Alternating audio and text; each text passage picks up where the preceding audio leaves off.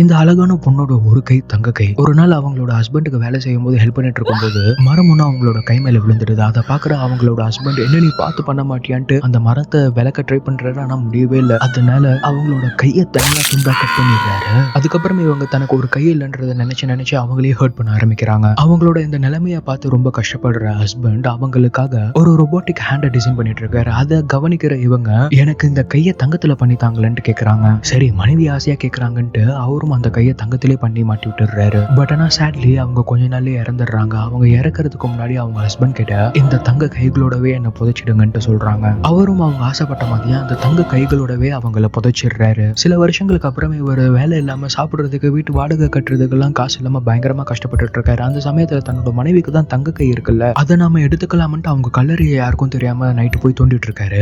அப்ப அவங்க கையை கட் பண்ணி எடுத்துக்கலாம்ட்டு நினைக்கிற சமயத்துல அப்ப அவரோட மனைவி சடலம் ரெண்டு கண்களையும் திறந்து இவரை பாக்குது.